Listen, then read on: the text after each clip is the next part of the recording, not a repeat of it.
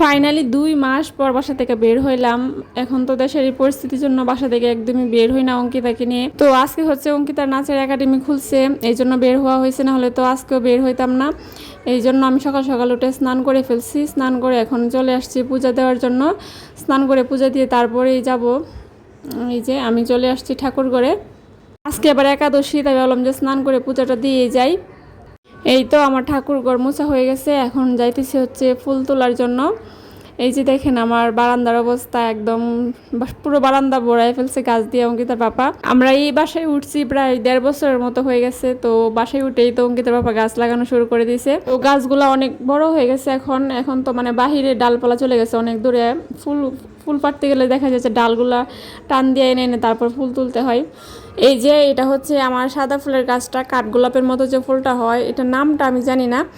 এই যে অনেকগুলো ফুল ফুটছে, এটার মধ্যে প্রতিদিনই অনেকগুলো করে ফুল ফুটে। আমি এগুলো সবগুলো তুলি না, 2-3টা করে করে ফুল তুলে পূজা দিই। গাছটা কতটা লম্বা হয়েছে দেখুন, মানে আমি নিচে দাঁড়ায় ফুল তুলতে পারি না, চেয়ারের উপর ওইটা তারপর ফুল তুলতে হয়। এই যে আমার ফুল তোলা শেষ, এখন পূজা দিয়ে নেব। আজকে জবা ফুল ফুটছে 2টা, আর নয়নতারা ফুল অনেকগুলো ফুটছে। আমাদের বারান্দায় অঙ্কিতার পাপা এতগুলো গাছ লাগাইছে, কারণ শহরে থাকলে তো দেখা যায় যে গাছপালা সবুজ প্রকৃতি এগুলো কমই দেখা যায়। এই জন্য বেশি করে গাছ লাগাই রাখছে। যে সকালবেলা ঘুম থেকে উঠে অঙ্কিতার পাপা বারান্দায় এসে দাঁড়ায়, আর আমিও ঘুম থেকে ওঠা বারান্দায় এসে একটু দাঁড়ায় দেখি গাছগুলো, দেখলে একটু ভালো লাগে। ঘুম থেকে উঠে তো মানে সবুজ প্রকৃতি দেখলে একটু ভালো লাগে। এই জন্য বারান্দায় বেশি করে গাছ লাগাই রাখছে, যে যাতে ঘুম থেকে উঠে একটু প্রাকৃতিক দৃশ্য দেখতে পারে। আসলে এটা তো আর কোনো প্রাকৃতিক দৃশ্য না, মানে যাতে একটু গাছপালা দেখলেও তো একটু ভালো লাগে, মনটা ভালো হয়, এই জন্য আর কি।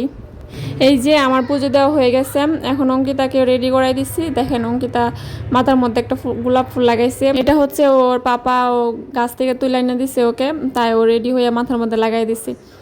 মাঝে মধ্যে গোলাপ ফুল ফুটলে অঙ্কিতার পাপা যদি আমাকে এনে দেয়, অঙ্কিতা তো চিল্লাচিল্লি শুরু করে দেয়, এই জন্য এখন আর আমাকে দেয় না, ও কি এনে দিয়ে দেয়।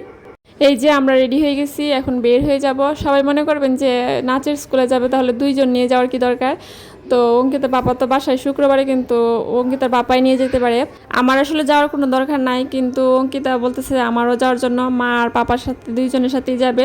বের হয়ে দেখি যে আমাদের বাসার নিচে রাস্তা খুবই খারাপ, এই যে সারা রাস্তার মধ্যে কাজ চলতেছে, এই জন্য এতটুকু রাস্তা হেঁটে যেতে হবে, তারপর সামনে গিয়ে রিক্সা নিতে হবে আর কি। আর সারাদিন এই রাস্তা শব্দ শুনতে হয় বাসার মধ্যে, রাস্তার মধ্যে কাজ চলে, সারাদিন এই টকটক শব্দ করে বাসার মধ্যে এসব শুনতে হয় সারাদিন। এই যে আমরা রিক্সা নিয়ে নিছি, অনেক ভালো লাগতেছে, অনেকদিন পরে বাসা থেকে বের হইলাম। এই যে আমরা একাডেমিতে চলে আসছি। 2 মাস ধরে তো বন্ধই ছিল, আজকে খুললো প্রথম। তো অঙ্কিতার ক্লাস শেষ, এখন ওর ফ্রেন্ডদের সাথে ওর খেলাধুলা শুরু হয়ে গেছে। এটা তো ওদের রুটিনের মধ্যে পড়ে গেছে, মানে এখানে নাচ ক্লাস শেষ করে এখানে আসতেই হবে, আর এই ছাগলদেরকে ওদের খাওয়াতেই হবে। দিদি ভয় নাই, একটারে খাইতে গিয়া 10টা আইছে, একটারে খাইতে দামড়া বানাটা আইছে। ও এটা বুড়া গাছ থেকে পড়ছে, এত পড়তে লাগা ওইয়া এই যে খো খো খো। এই তো অঙ্কিতার খেলাধুলার পালা শেষ, এখন আমরা চলে যেতেছি। আর একাডেমির সব দেওয়ালগুলোতেই আর্ট করে রাখছে, শুধু একাডেমিতে না, রাস্তা যেখানে দেখতেছি সেখানে দেওয়ালেই অনেক সুন্দর সুন্দর আর্ট করা হয়েছে। এই তো আমরা এখন বের হয়ে যেতেছি।